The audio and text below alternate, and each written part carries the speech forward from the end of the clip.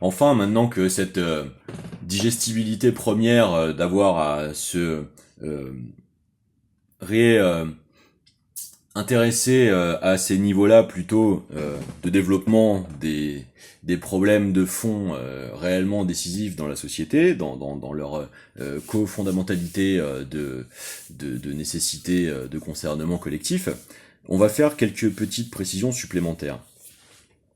L'avantage du développement de la blockchain dans la fluidification des capacités d'échange monétaires, ça permet, même si la fluidification de tout est souvent critiquée dans la facilité de essayer de commercialement être essayiste aujourd'hui, permet aussi la fluidification de la lutte anticorruption, parce que les registres de comptes deviennent beaucoup plus facilement auditables. Hein. Donc les opacités, les obstructions à la justice, les rétentions volontaires d'informations, les packs de corruption, tout ça, ça devient quand même avantageusement un peu plus intéressant de disposer de nouveaux horizons d'espoir, de pouvoir se dire que nous allons enfin pouvoir essayer de transfigurer ce qui était l'échec jusque-là de l'humanité dans le monde, c'est-à-dire d'avoir toujours un théâtre sur lequel à nouveau la crise s'abat parce que la fausseté déborde. Hein. C'est quand même intéressant. Surtout que ça permet du coup de développer de nouvelles légitimités à produire les dotations micro-ciblées à l'amélioration des conditions de vie, hein, et donc d'avoir une plasticité monétaire formidable à tous ces nouveaux indicateurs, indices ou concepts de valeur que nous n'avons pas encore fini de découvrir avoir été impensés et les transcender. Donc c'est un matériau prodigieux.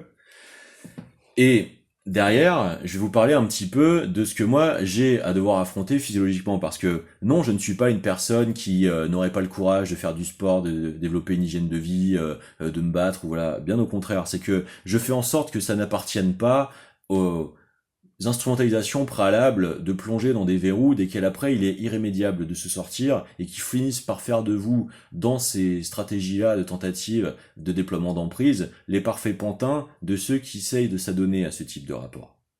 Moi, j'ai, dans des moments de faiblesse coordonnés horribles, le moment après 15 ans de résistance et d'efforts préalables et précoces d'avoir monitoré les alternatives de santé, eu 3 dents de sagesse à me faire sauter, par exemple.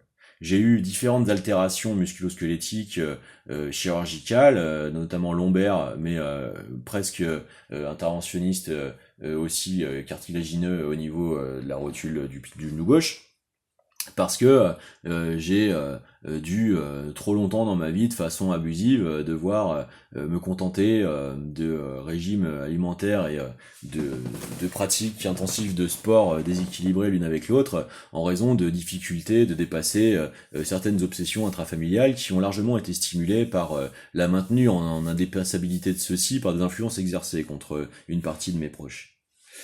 Donc si vous voulez, moi, pourquoi actuellement je suis en train d'intensifier ma légitimité critique à confronter les positions qui tentent de m'être faites, ce n'est pas parce que je suis débordé uniquement par mon strict ressentimentalisme, c'est précisément parce que je sais très bien ce qu'il est tenté d'essayer de me faire être maintenu, être privé en fait de la réalité, la véritable et réelle perception en fait de l'amplitude de l'effort de mes démarches en fait que moi je mène, vous voyez. Et donc c'est pas votre disponibilité à le comprendre que j'attaque. C'est le système qui essaye de l'intercepter, essayer de le préorienter, le prépositionner dans des rapports faussés de cette façon-là. Parce que ça, c'est extraordinairement dangereux, c'est extraordinairement pernicieux, et c'est précisément ce qui essaye de continuer d'être déployé, dévaster notre pays actuellement. C'est pour ça que tout le monde est en train d'en chier. C'est ça le sort qui essaie de nous être fait, c'est que ce, cette, cette hyper exploitation cyber augmentée du data mining disponible, de la micro précision infiniment déclinable et multiplexable des inquisitions micro destinées faites à chacun, c'est ce qui essaye d'être déployé, essayer d'enfermer chacun dans des bulles de filtre, essayer de préconditionner et teinter ses humeurs avant même qu'il ait conscience d'avoir à en répondre. C'est une stratégie de saturation et de bombardement psycho-affectif, c'est un peu l'adaptation du carpet bombing à l'existence et l'ontologie domestique quotidienne, si vous voulez, puisque c'est ça la grande révolution que le débordement de ces technologies produit en réalité, de modifications décisives proportionnelles dans nos temps d'existence et notamment ceux de nos plus grandes vulnérabilités, c'est-à-dire les relâchements de l'attention critique dans les foyers domestiques. Et c'est comme ça que ça essaie de marcher. Et parallèlement, on voit la destruction de l'hôpital, la tentative d'aliénation des soins, de mise en place de dispositifs d'hyper-intensification de la critique de tout avant et encore mieux son principe de précaution ou d'essai thérapeutique, ce qui pourtant est plus vertueux, puisqu'une société qui a peur de tout ne mobilise in fine que son cortex préfrontal, son logos, son hyperphosphoration, et donc sa surcortélisation de sa propre physiologie, et donc ce biohack elle-même. Donc c'est une formidable matrice à piège d'hyperstimulation, alors que le monitoring, le développement, la valorisation, en fait, le risque économique de déployer des zones d'essais thérapeutiques, c'est 1000 fois plus vertueux dans une société. Vous voyez, il y a des rapports de risque et d'illusion de certitude qui sont à penser avec le décuplement des facultés que cherche à servir la cybernétique et la cybernéticisation surtout. Et donc, si vous voulez, ça finit par tout ça, parce que il y a ces critiques de jeunes. Je réponds par exemple à la critique qui est en train d'être portée par Merlin. Écoute, moi j'ai aucun problème d'avoir une soi-disant angoisse ou peur des travailleuses du sexe. Voilà, j'ai milité pour l'évolution de leurs droits, d'avoir un véritable statut clair pendant des décennies. Donc si tu veux, c'est pas parce que des illusions en fait de pseudo-lutte de classe qui ont besoin de se légitimer à se positionner, créer des nouveaux médias, croient à s'auto-entretenir dans un petit entre-soi parisien que je serai leur ennemi, et donc à raffermir leur position systématiquement, alors que bien souvent quand on fouille, c'est plutôt des préoccupations d'avoir à maintenir des couvertures héritées des vieilles façons de faire de l'école et de l'époque Canal+, qui a un peu de mal à s'adapter et se transfigurer du plus positivement possible, et donc est tenté de prendre des options, d'avoir à tricoter systématiquement dans cette pullulation de néomédias-là ces illusions de garantie de sécurité, mais c'est pas ça du tout qui se passe, moi, dans mon rapport au réel. Donc si tu veux, à ce moment-là, vous, l'illusion de croire avoir à le faire, c'est ce qui devient abusif. C'est pour ça que je préfère répondre en place publique que de jouer le jeu des appartenances où je viendrai, nanana, on fera la chronique, on se rencontrerait, machin. Si vous voulez, mais c'est à vous d'en prendre l'initiative, tu vois, puisque en attendant, ce sont mes droits souverains qui jouent. Donc, en attendant que ça se fasse ou pas, le fait que je constate que ça tente d'être installé, de dégénérer et de continuer de s'actualiser en permanence et de produire cette dégénérescence interceptive-là, là, par contre, du coup, ça devient 1000 fois plus intéressant de le dire clairement en place publique, parce qu'à ce moment-là, tout le monde peut saisir, tout le monde peut comprendre ce qui dysfonctionne, ce qui dysfonctionnerait, et ce qui continuerait de dysfonctionner si ça devait continuer. C'est ça qui est intéressant. Et donc, c'est ça que je réponds à Merlin, si tu veux. Non, c'est que moi, si tu veux, actuellement, pour me remettre au top, il faudrait que je refasse, du coup, la remise en branle d'une nutrition, du sport et d'un suivi médical sur différents trucs, tu vois. Mais c'est précisément ce qu'ils tentent de m'être empêché de faire. Et ce, déjà depuis plusieurs années.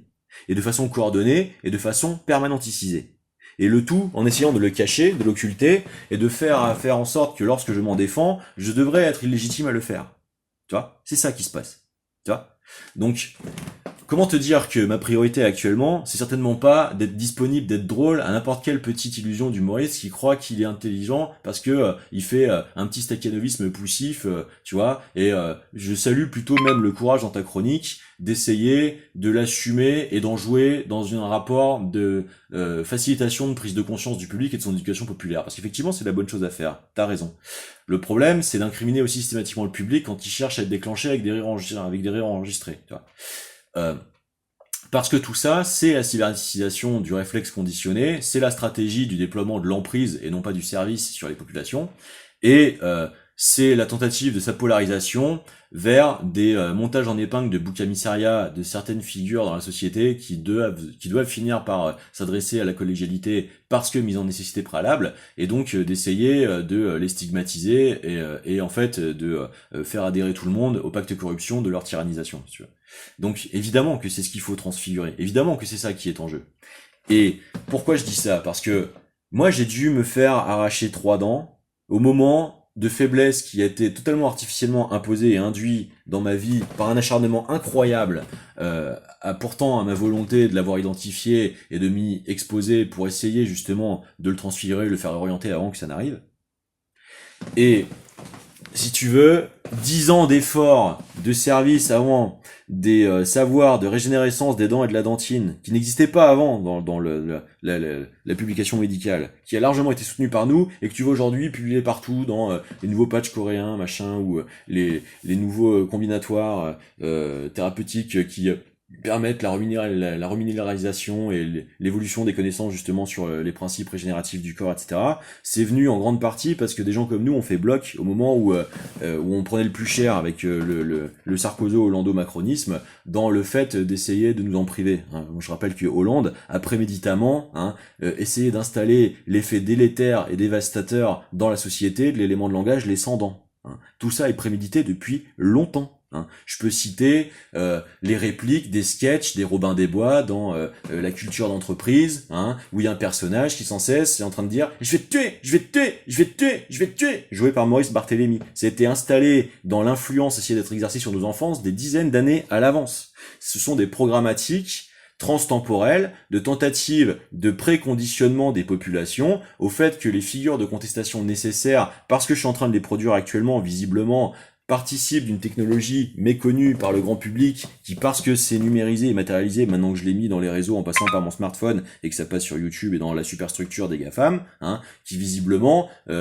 servait soit d'anticipation de programme à l'époque, soit de dotation de cette information transchronologiquement pour avoir en organisé les programmes à l'époque, tu vois. Ça, c'est un des aspects de la société qu'on a besoin de traiter, puisque comment se fait-il que manifestement des castes et des couches de la société ont accès à ce type de superstructure-là et en font ce tel usage où l'hôpital public est mis à mort? Il y a quand même bien un énorme problème. Bon. Donc on voit bien que, in fine, tout ça, c'est beaucoup trop encore à la main d'idéologie dogmaticisée vers une nécessité d'avoir à essayer de légitimer l'interdéprédation parce que gouverné par des dogmes des populationnistes, alors que ceux-ci, en réalité, n'ont factuellement, matériellement, aucune soutenabilité véritable. Puisque de toute façon, l'élixir de vie perpétuelle aujourd'hui n'existe pas. Au mieux, pour l'instant, ce que nous avons, ce sont des augmentations extraordinaires de la longévitisation de l'espérance de vie. Bon. Je vois pas ce qui permet, dans une réelle société de progrès, d'avoir à en priver les possibilités pour les personnes. Il y a bien que des jacatalis capables d'essayer de s'opposer à ça. Bon. Donc c'est ça, le problème. Donc, moi, je préfère le dire parce que ça permet réellement de débloquer la société, plutôt que de jouer le jeu, d'avoir à l'intérioriser, etc. Donc, le problème, c'est l'image que je vous en lèguerai sous la contrainte, qui vous ferait adhérer par le pouvoir d'hypnose de la réussite, de l'arracher de leur production dans l'espace public, dans vos illusions de conformation, d'avoir été servi, d'avoir fini par le vivre, pendant que vous ne vous doutez pas de ce que vous auriez à mieux en penser par vous-même, plutôt que dans l'influence tentée d'être exercée sur vous, essayez de le faire. Voilà pourquoi je vous l'évoque et pourquoi je sers vos imaginaires, c'est-à-dire en réalité l'incapacitation de vos esprits critiques, au lieu de me résigner à vous